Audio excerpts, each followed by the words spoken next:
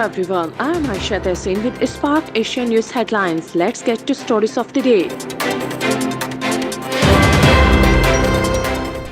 Indian ambassador to Qatar has held talk with a top Taliban leader. It is their first formal and diplomatic engagement since their group took over Afghanistan. The foreign ministry said that two sides discussed the safety of Indians left behind in Afghanistan.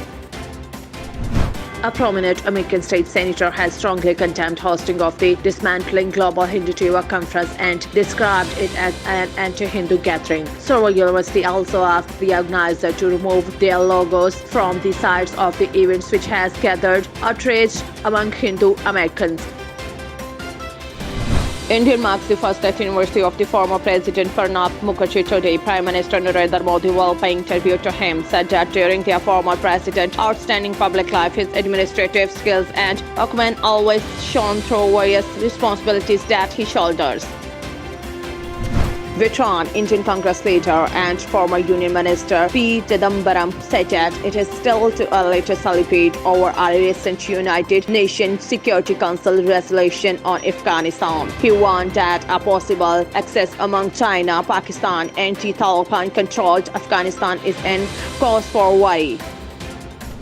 Another tourist was found dead in her flat in a coastal village, Kondalim of Goa. Police believe that the woman may have been dead for several days before her body was discovered. The incident comes nearly 2 weeks after two Russian women were found dead in separate incident in North Goa. The Rajasthan government has nominated Paralympian Avani Lakhara as the brand ambassador of Beti Bachao Beti Padhao campaign in the state. Paralyzed below 2 hours, Lakhara won a gold medal at the Tokyo Paralympics. For the first time in 35 years, fresh apricots from Karkal district in the Union Territory of Ladakh have found their way off the international market. A consignment of 150 kg of fresh apricots was sent to Dubai from Karkal by Kargan-based setup Krishak Architects. A sizable number of fishermen will not be able to set sail this season in India. In the biggest fishing hub of Gujarat, Bangora Harbour, the fishermen are worried due to high diesel price as well as selling export volume of seafood and low consumption is in domestic market due to the COVID-19 pandemic.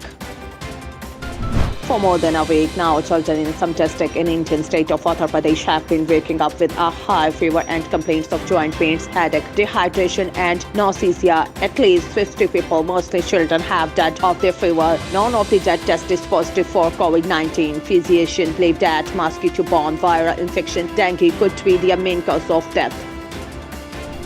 Indian COVID-19 totals saw a major hike in daily cases of infections as 41,965 samples tested positive in the last 24 hours. Of the fresh cases, Kerala accounted for more than half of the cases reported. The death toll stands at the 439,020 after the addition of 460 new fatalities in the country.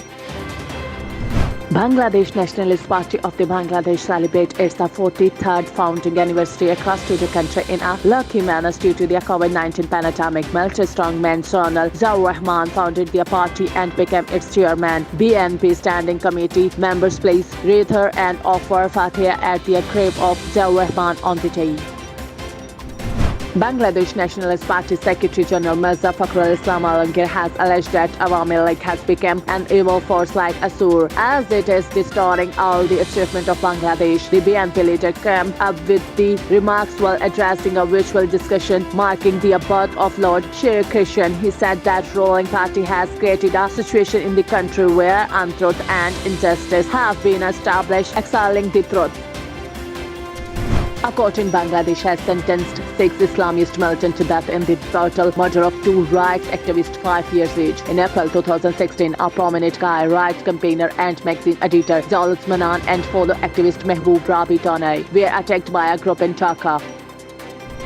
A Bangladeshi scientist who helped achieve oral vaccine against Trola, a Pakistani microfinance pioneer and Philippine fisherman were among winners of Asian equivalent to the Nobel Prize. Ferdowsi Qadri is one of the 5 recipients of the Roman Magsaysay Award for her key role in creating more affordable vaccine to combat Trola and typhoid. The flood situation in several parts of Bangladesh has gone from bad to worse overnight. Water Development Board officials said that the major rivers were falling above their respective danger level at 8 points in Kurigram, Jamlapur, Bogra and Sirajganj district and aggravated the flood situation in the Brahmaputra basin. United Nations Framework Convention on Climate Change praises Bangladesh for efforts to cut greenhouse gas emissions. UNFCCC chief said that the timely submissions of an update nationally determined contribution during the COVID-19 pandemic is undoubtedly commendable. She also greeted Environment, Forest and Climate Change Ministry for his contribution to addressing climate change impact in Bangladesh. Bangladesh performance in vaccinating its people against corona infection has been quite dismal. In 7 months, only 4.3% of people were given 2 doses of corona vaccines in the country. Experts say it would take at least 11 years to vaccinate the remaining 76%. Sri Lanka has declared an economic emergency after a steep fall in the value of the South Asian country's currency caused a spike in a food price. Authorities say that will take control of the supply of basic food items including rice and sugars and set price in an attempt to control rising inflation. The Sri Lankan rupees has fallen by 7.5% against the US dollar this year.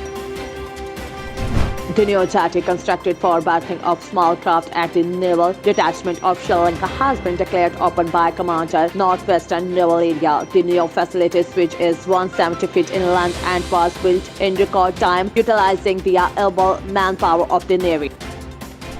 The ambassador of Norway to Sri Lanka paid a courtesy call on Foreign Minister at the Foreign Ministry during a discussion. Both later reiterated their country's interest to further strengthen cooperations is the praise of synergy, investment in renewable energy, cooperations in the fisheries sector and mutual interest.